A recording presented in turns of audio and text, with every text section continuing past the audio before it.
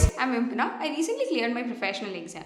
So before even we get into this thing, we as a students, we always have this ambiguity, right? Which is this open book paper that we need to choose. Because that we have got like 5 options with us, we always in the kind of confusion, which is the one that we choose. So let's get into it and find out how do we choose and how easy can we make. The first point that you have to consider before selecting a book is that how much is the percentage and how much is the syllabus that you know.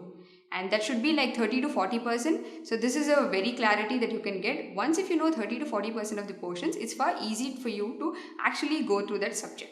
Like example, the one that I took, international business, almost 30 to 40% of the portions were already there in my second PU and also in my graduation. So this made my life easier. Now the question is, if you're actually in an ambiguity to choose between two subjects, like how I had, like basically I was in confusion between to either choose IPR or international business. Now that I have an ambiguity, which is the subject that we need to choose between both? So like normally we as a students will get this idea, or also we get this kind of confusion between IPR and international business. So in that way, IPR for me was more technical and international business were pretty more common, and also it included the economics part, which I studied already in my PUC level. So for me it was more important to make the whole paper more easier, so I chose international business. Okay, now the second point is making categories. What is this making categories? Making categories includes making two part of categories of chapters. One, the number of chapters which is often asked for the direct marks, which is the part B, and which includes the part B of question paper. And the second one being that it is a passage related questions. So mostly the passage related questions will be asked from those chapter which is pretty long and which can be very elaborative and can be asked for many number of questions. Point number 3, the first reading process. So now that we have already chosen the book and made the categories of chapters, so the first reading will start with the reference book. So because the reference book is more compiled and we can study and finish our first reading very easily. And while you're doing actually the first reading, make a point that you make actually the stick notes, which is very helpful in the further studies of you. This is point 4, the second reading process. Now that we have already done with the first reading, which is like newspaper reading, you just have to go through the subject and have an understanding what the subject and the chapters will include. And now the second reading is a more in-depth reading and a more kind of a way of understanding the subject and the chapters very well. And this can only be done by referring the study material. And please refer the study material and also make the stick notes, as in I have already told with the reference book also. And also you have to have a look at chapter at glance, which is after every chapter. So these all points will add up to your passage questions, which is more longer questions and which requires more points for you to add. Point number 5, which is that we have already done with first reading, the newspaper reading, and the second reading, which is the in-depth study material reading. So, but we always have this thing, are we comfortable with enough studies that we have done?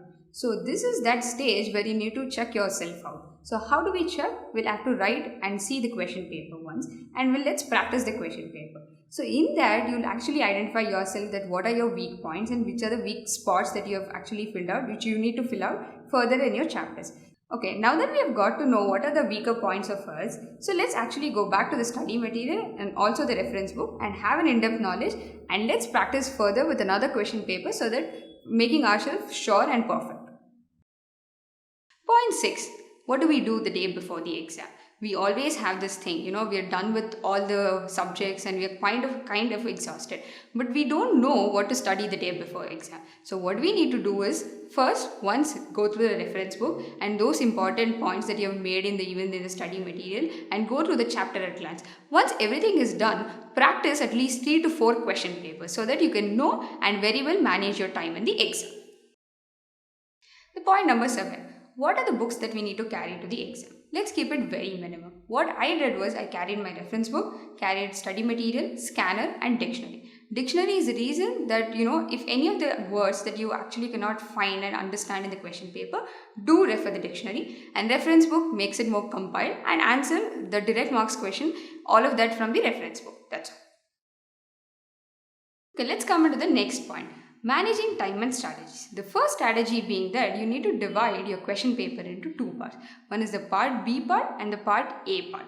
So what do we do in this part B part? We actually will write this part B for the first 1.5 hours, and the next half would be that you have to give it to the part A part. Okay, now that we have made our categories, let's go into the part B part, which is first 1.5 hour of the examination. So in that first 1.5 hour, let's divide it to 15 minutes and then later the other part. In that 15 minutes, what do you do? First 5 minutes, you actually go through the question paper, and in the next 10 minutes, the simple example that I can give you what I did is, I actually saw the first question and I got to know the answer to it. So probably maybe the page number 72 in the study material. So against to that question, I wrote page number 72. So irrespective of again going the same thing again and again, it actually had saved my time, and I have done this for all the questions in first 10 minutes. So once after the 5 minutes reading, in next 10 minutes I have done this thing, and it is actually very time saving. The scenario that I told you guys is the perfect scenario. So let's not go into that. We always face this, that sometimes we don't know one or two questions. So what do we do that? We actually give that time to that particular questions at the end. So first we'll answer all the questions that we know, and then at the end part we'll actually answer the one that we don't know, and it saves a lot of our time. Okay, the next point being that how do we answer part A question? So which is that we have already invested, like example, our examination will start at 2 o'clock. Now we have already invested 1.5 hours, which that we are now in 3:30. So in that 3:30, after 3:30, we'll actually look into other 15 minutes. In this 15 minutes, let's take a time out and read the passage. Before we even get into reading of the passage, let's see all those questions which is asked in that passage.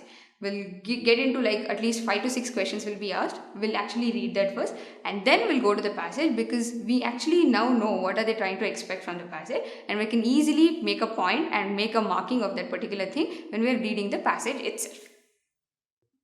Now that we have already done with the reading part, let's get into the writing part. So what I did in the writing part was that normally usually 5 questions will be asked containing of 10 marks each.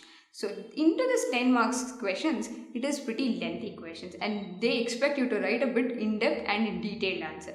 So how do we write these questions is that we actually write in this format, where an introduction and then answering to this particular specific question and then the conclusion. All of this answer should be in the point wise, and make sure never you go in this points more than 2 to 3 lines, because it really wastes a lot of your time, and it also saves when you actually write in the point wise answers. So I've been telling that these are the way how you have to answer, but let's get into like how many time that you need to take for answering each question. One is that for at least one question of 10 marks, take at least 10 to 12 minutes. So in the 10 to 12 minutes, by this time if it's 5 questions, at least 50 to 60 minutes will be over. So after this 60 minutes, we'll be at least left with some 20 minutes in according to our examination time. Okay, so now that we have started, I've already told in the last point that now we have a little bit of time which is left, and this is a bonus time for us, as how I'm giving you the bonus point in this particular video. So what do we do? What is the best that we make out of this bonus time is that we make 2 categories. One is adding more points to the lengthy questions, and the second wing being more stressing on the presentation. How do we do the presentation and more attractive and more useful is that we underline the important words. Okay, now we have come to the end point. Thank you so much for watching the video, and I hope you have liked it. If you have got any queries, please drop in your comments.